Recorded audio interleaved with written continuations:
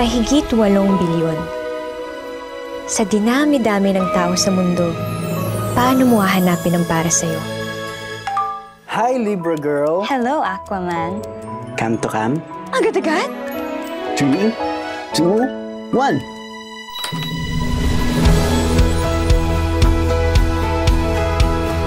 Uy! Ganda mo. Thank you. Cute ka rin naman. A story across space and time. Luma na yung kalendaryo mo, 2009 pa yan, oh. Ano to, prank? 2009 nga. 2024! Bangag ka ba? 2024 na dyan. Baka kaya nangyayari sa atin to for us to correct something in our past. This generation's next love team. Seth Fadalin and Francine Diaz. Will changing the past give you the future you want? Hindi ko na nakilala ang mga magulang ko. Inampun lang ako. Bata pa lang ako, naghiwalay na sila mama at papa. Minsan lang tayo mabuhay, Lex. Masama bang maghangad ng normal na pamilya? Pwede pa kaming mabuo ulit at ikaw lang makakagawa nun. One time lang ha. Anong naisip mong gawin? Si Papa.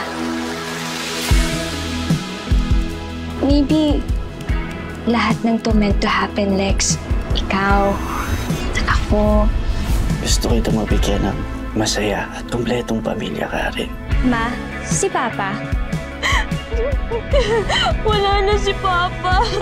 Dapat hindi na kita inutusan, Lex. Dapat hindi ako nakialam. May kasalanan ko to.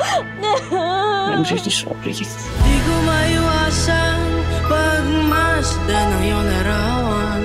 Kahit di mo mamalayan, ikaw lang ang gusto. Last chance. Kilometer 0. Monday, 7 p.m. Ikita tayo.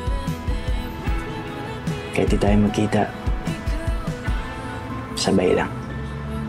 From 0. When beyond? Feel the love this Christmas. My Future You. In cinemas starting December 25, 2024. An official entry to the 2024 Metro Manila Film Festival.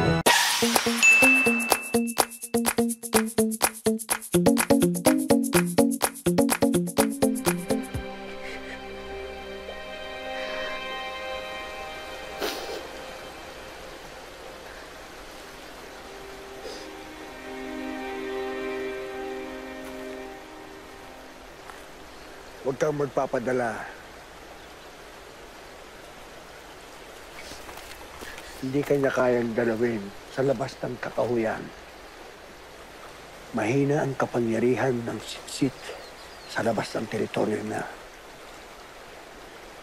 May paraan para matapos ito. Walang nakakaalam kung ano at saan nanggaling ang sitsit. Pero matagal na itong nananalasa. Isa lang ang sigurado ko. Isa siyang nilalang na nabubuhay sa kasamaan. Ayon sa mga matatanda, may kapangyarihan daw ito na magkatawang tao at malayang nakalilipat sa mga bayan nang walang nakakaalam.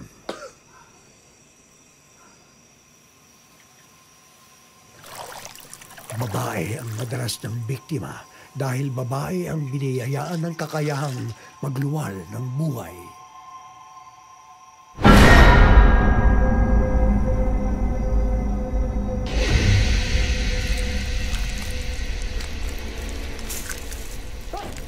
Sa mga biktima niya nakukuha ang kapangyarihang maging immortal.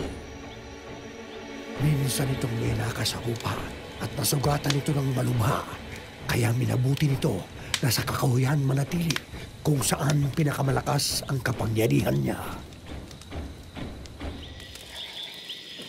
Ano po bang kailangan niya sa akin? Gusto kanyang bihagin. Ordinaryo para sa sitsit. Ang manguha ng mga dalaga para kanyang himay-himayin. At pagkatapos, bibihagin ito ang mga kaluluwa nila para maging mga alagad niya. tulad ng anak ko si Lorena. Paano ba natin matatalo ang sitsit?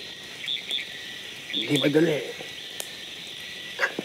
Ang sitsit at ang punong tinitirahan niya ay magkarugtong. Sunugin ang puno at matatalo ang sitsit. Ayon sa alamat, isang dalaga rin lang ang maaaring makagawa nito.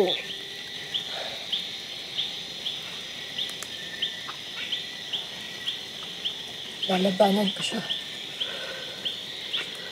Kung buo rin lang ang loob mo, gagabayan kita. Ito, kunin mo itong anting-anting at panandalian kang mawawala sa kapangyarihan ng sitsit.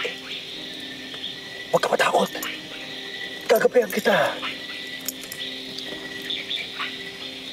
Tulungan mo akong ipag-iganti si Lorena.